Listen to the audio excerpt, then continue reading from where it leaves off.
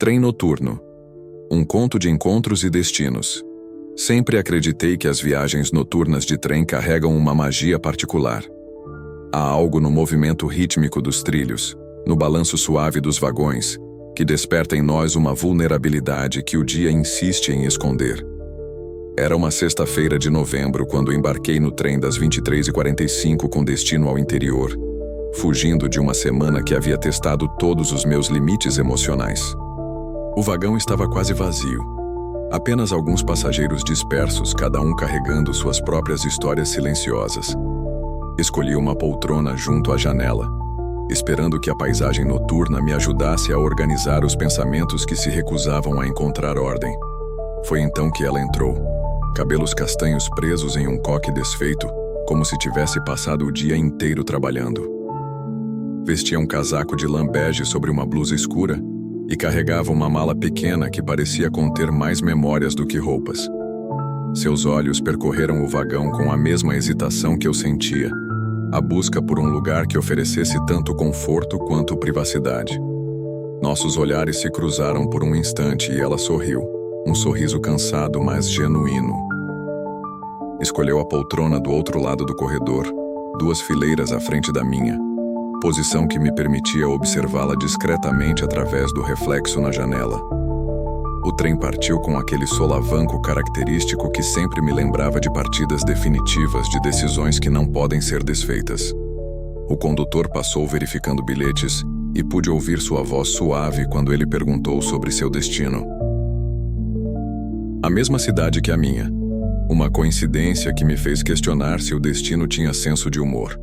Ela abriu um livro, O Amante, de Marguerite Duras, e eu sorri para mim mesmo. Havia algo poeticamente apropriado em ler sobre paixão proibida durante uma viagem noturna de trem. Eu mesmo havia trazido 100 anos de solidão, mas as palavras de Garcia Marques pareciam menos interessantes do que observar a forma como ela virava as páginas, como seus lábios se moviam quase imperceptivelmente quando encontrava uma passagem que a tocava. Foi durante a primeira parada, numa pequena estação perdida no meio da madrugada, que nossa primeira conversa aconteceu. Ela se levantou para esticar as pernas, e eu fiz o mesmo, seguindo um impulso que não conseguia explicar. Boa escolha de leitura, disse, apontando discretamente para o livro em suas mãos. Ela olhou para baixo, como se tivesse esquecido o que estava lendo, e sorriu novamente. Desta vez com um toque de timidez que a tornou ainda mais interessante. Você conhece? Perguntou, sua voz carregando um sotaque suave que não conseguia identificar. Conheço. Duras tem uma forma única de escrever sobre desejo. Ela não descreve, ela evoca. Seus olhos se iluminaram, e percebi que havia encontrado alguém que compreendia a diferença. Exato. É como se ela pintasse emoções em vez de escrever sobre elas, respondeu, e sua animação genuína me fez perceber que estava diante de alguém especial. O condutor passou novamente, desta vez anunciando que, devido a um problema técnico, o trem faria uma parada mais longa na próxima estação. Ofereceu a opção de cabines para quem quisesse descansar adequadamente durante a espera. Temos apenas uma cabine dupla disponível, disse ele olhando para nós dois. Se não se importarem em compartilhar. Olhamos um para o outro, e vi em seus olhos a mesma mistura de hesitação e curiosidade que eu sentia. Havia algo inevitável naquele momento, como se o universo estivesse conspirando para nos colocar juntos. Eu não me importo, disse ela, se você não se importar. Claro, respondi, tentando soar casual enquanto meu coração acelerava. A cabine era pequena, 2 camas estreitas, uma pia minúscula e uma janela que emoldurava a paisagem noturna que passava. Havia algo profundamente íntimo em dividir aquele espaço reduzido com uma estranha que, paradoxalmente, não me parecia estranha. Sou Marina, disse ela estendendo a mão.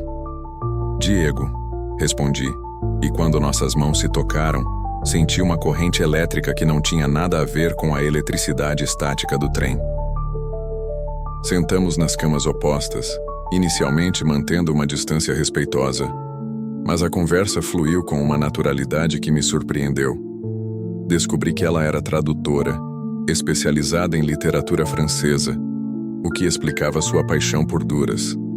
Eu contei sobre meu trabalho como jornalista cultural, sobre minha fascinação por histórias que as pessoas carregam consigo. Posso confessar algo? Disse ela, depois de uma pausa confortável em nossa conversa.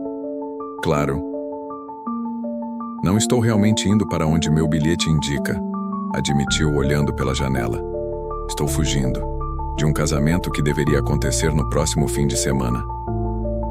A confissão me pegou de surpresa, não pelo conteúdo, mas pela confiança que ela depositou em mim. E você se sente culpada por isso? Perguntei. Deveria me sentir? Respondeu com outra pergunta, seus olhos encontrando os meus. Acho que você já sabe a resposta. Ela sorriu. Um sorriso triste, mas aliviado. E você? Perguntou. Também está fugindo de alguma coisa? De uma vida que não me pertence mais, admiti. De decisões que tomei quando era outra pessoa. Foi então que a tempestade começou. Primeiro, apenas algumas gotas na janela. Depois, uma chuva torrencial que transformou a paisagem externa em borrões de luz e sombra. O trem diminuiu a velocidade, e o condutor anunciou que teríamos que parar até que o temporal passasse. Parece que o universo quer que fiquemos aqui, disse Marina com um sorriso que carregava uma sugestão sutil. A chuva criou uma atmosfera ainda mais íntima na cabine. O som rítmico das gotas no teto metálico se misturava com o balanço suave do trem parado, criando uma sinfonia que parecia composta especialmente para nós. Você tem medo? Perguntou ela, mas não se referia à tempestade. Do quê? Respondi, embora soubesse exatamente do que ela estava falando. De se permitir sentir algo por uma estranha em um trem. A honestidade brutal de sua pergunta me desarmariu completamente. Tenho, admiti. E você? Também. Mas talvez seja exatamente por isso que devemos nos permitir. Ela se levantou e veio sentar ao meu lado. O espaço entre nós desapareceu gradualmente, como se fôssemos dois ímãs que finalmente pararam de resistir à atração mútua. Quando nos beijamos foi com a intensidade de quem sabe que tem apenas uma noite, apenas aquele momento suspenso no tempo e no espaço. Seus lábios tinham gosto de café e de liberdade recém-descoberta. Isso é loucura, murmurou ela contra minha boca. A melhor loucura que já cometi, respondi. Nossas mãos se exploraram com reverência e urgência simultaneamente. Havia algo profundamente erótico na forma como ela desabotoou minha camisa, como se estivesse revelando segredos que apenas ela tinha o direito de conhecer. O que aconteceu a seguir transcendeu o físico.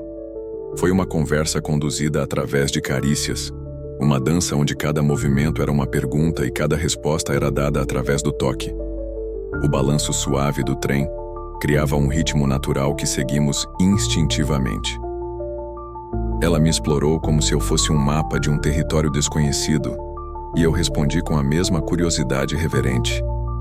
Havia algo profundamente libertador em fazer amor com alguém que não conhecia meu passado, que não tinha expectativas baseadas em quem eu costumava ser. Quando finalmente nos entregamos completamente, foi com a intensidade de quem sabe que está vivendo um momento único e irrepetível. O mundo exterior desapareceu. Não havia mais tempestade, não havia mais trem, não havia mais passado ou futuro.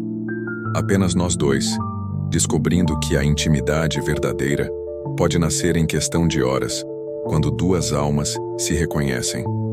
Nossos corpos se moveram em sincronia com o balanço do trem, criando uma sinfonia de suspiros e sussurros que se misturava com o som da chuva lá fora. Quando o clímax chegou, foi como se o universo inteiro tivesse conspirado para aquele momento de perfeita conexão. Ficamos entrelaçados em silêncio, ouvindo a respiração um do outro se acalmar gradualmente. Havia algo sagrado naquele silêncio. Não era vazio, mas repleto de compreensão mútua. Não me arrependo, disse ela, sua voz suave contra meu peito.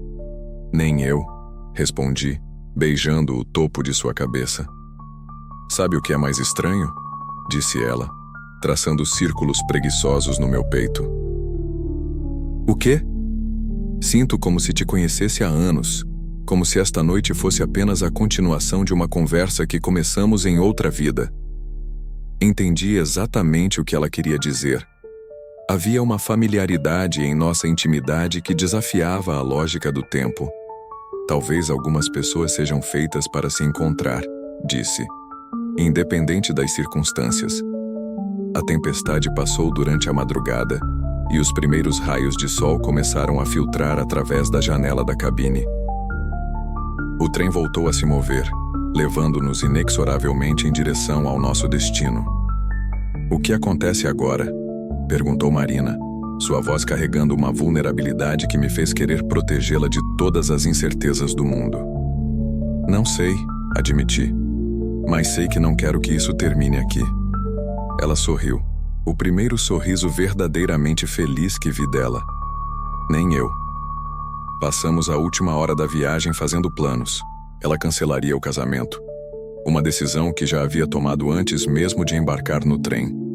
Eu pediria demissão do emprego que me sufocava há meses. Não sabíamos exatamente o que faríamos, mas sabíamos que faríamos juntos. Você tem certeza? Perguntei, ainda não acreditando completamente na reviravolta que minha vida havia tomado em uma única noite. Nunca tive tanta certeza de nada, respondeu, beijando-me com uma convicção que dissipou todas as minhas dúvidas. Quando o trem finalmente chegou ao destino, descemos juntos, carregando nossas bagagens e uma história que mudaria nossas vidas para sempre. A estação estava quase vazia no início da manhã, e havia algo simbolicamente perfeito em começarmos nossa nova vida em um lugar onde ninguém nos conhecia. Para onde vamos agora? Perguntou Marina, entrelaçando seus dedos nos meus. Para onde você quiser, respondi. Temos o resto da vida para descobrir.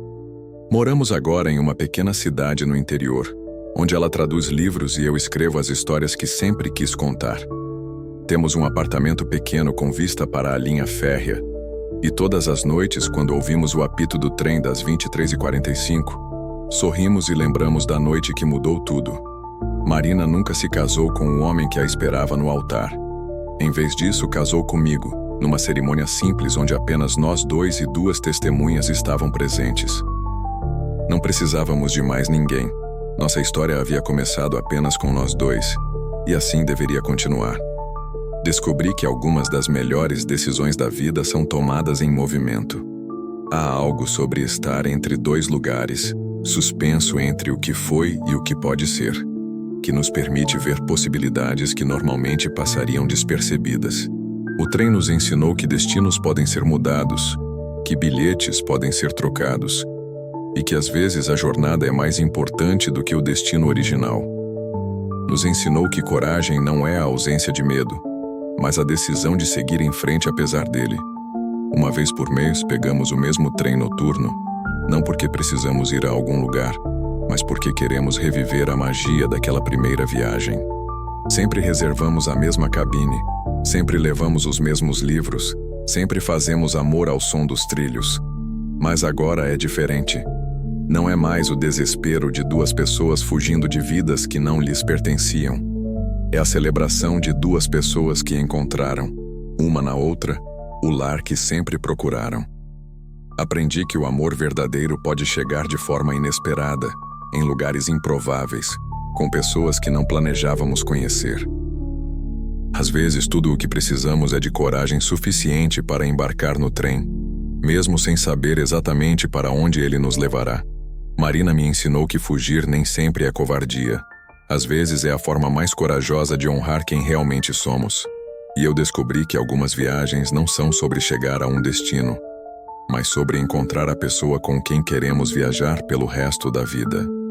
Todas as noites, quando o trem das 23h45 passa por nossa janela, fazemos um brinde silencioso àquela tempestade de novembro que nos forçou a parar, a nos conhecer, a nos apaixonar.